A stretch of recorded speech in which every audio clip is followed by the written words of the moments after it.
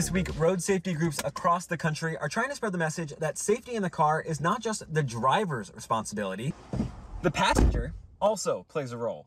Just outside of Section 130 is this new kiosk. It's the first in South Carolina. Let me show you how it works. As you give compressions, it gives you feedback.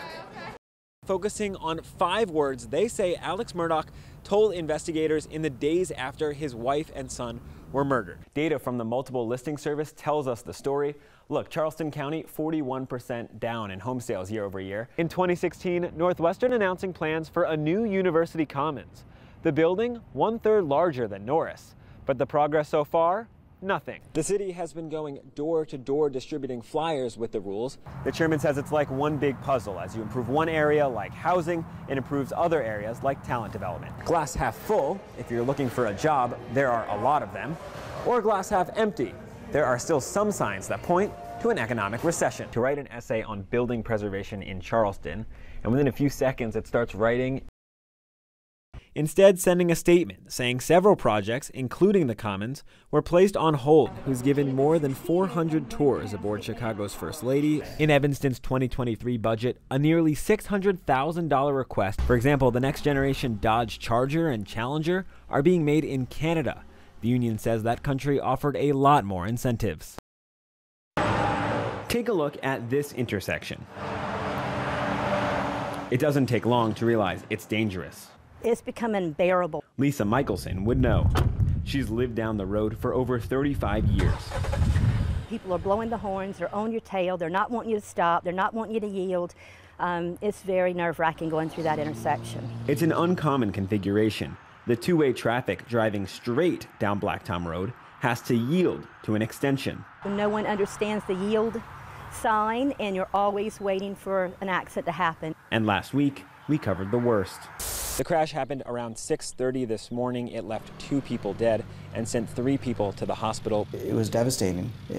It made me sad, it made me angry. Tom Fernandez is an attorney who lives nearby. That intersection's now obviously failing. His client was involved in one of the at least 20 collisions here just in the last 5 years. It's scary. He's sharing dash cam video of a close call. They're on Black Tom Road, and you see they have yield signs, and they don't yield. That's how those collisions are happening. After the deadly crash, Berkeley County put up this sign. Residents say it's a start, but it should not be the final solution to the problem. The Department of Transportation knows that it's an issue, and they're ignoring the intersection. SCDOT says the intersection is not configured for a traffic signal and that it recently addressed signage and pavement markings. They also said Berkeley County could reconfigure the intersection, but at their own expense, and it seems like that's what's going to happen. Berkeley County said improvements were on the 1-cent sales tax referendum passed in November, but details on a timeline are not available. It's now forcing Berkeley County government to actually allocate our own funds to fix a state road. For Michelson, there's no way at night you can see a dark sign with no lights around it. A fix can't come soon enough. And I don't understand why it's taken so many deaths for something to happen. Hoping now, rubber meets the road. South Carolina Department of Health and Environmental Control has shut down Jack Strong's produce store. A situation like this is really devastating to our business. There's a sewage problem in the town of Andrews. Last week, it spiraled out of control. What happened is so graphic, we'll spare you the image. The sewage blew back so hard it blew all over the walls in the bathroom. Strong says to reopen, the town of Andrews needs to fix the problem, and the store has to pass a health inspection. But when might that happen? I have no idea. Tonight, Andrews Mayor Frank McClary holding a town hall to discuss sewage issues, among a variety of other topics. So our wastewater system, again, extremely old. Still have clay pipes. The mayor says construction of a cell phone tower and grease in drainage may have played a role. We're pulling globs of grease out of the manholes. In the last few days, the town has been able to redirect the crushed sewer lines. And simultaneously, we're working with an engineering company now to design a new route, a new permanent route. Strong says he's glad the town tonight took responsibility for the issue. It's a problem that they're going to have to address.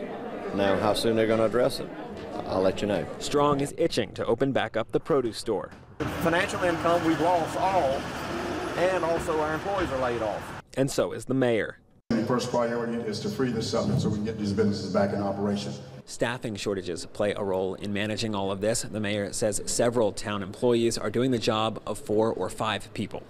Even though we saw massive layoffs from tech companies last month, the absence of layoffs from small and medium-sized local businesses means that here in the Lowcountry, business is booming. Steve Stanek is putting the final touches on his new Stone's Throw brewery in Goose Creek. Drilling, sanding, and installing. They're trying to be open for the Super Bowl.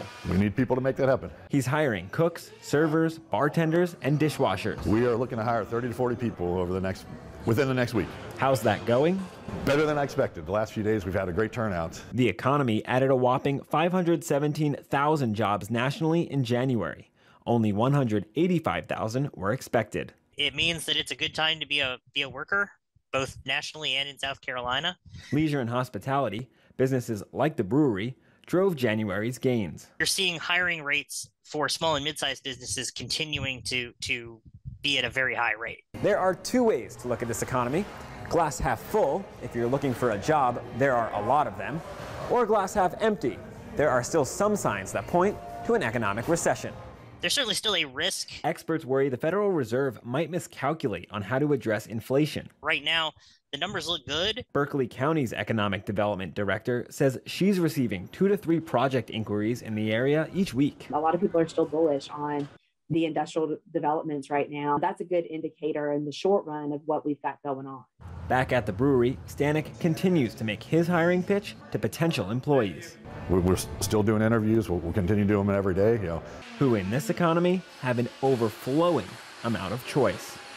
My goal is 6,000 boxes. Meet Brooklyn Stafford, our area's top Girl Scout cookie seller. I'm almost there. Her troop, 3321, turned this horse trailer You can bring it down into a mobile selling cart. We have menu, so when they come up, they tell us what they want here. Little cookies are big business. And we're having an amazing year again here in South Carolina. Collectively, in the last 4 weeks, the Girl Scouts in our area have sales of more than $5 million. They're running a business. And like any business, Girl Scouts are dealing with inflation. The price that we pay to the cookie baker has gone up over 10% as well, too. But here, it's not affecting the price you pay. There are 111 Girl Scout councils in the United States.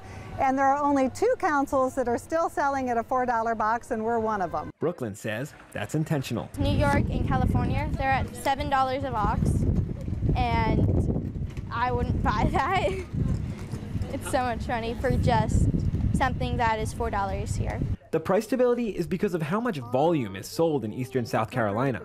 Each Girl Scout last year sold an average of 575 boxes. That's the second highest average in the country.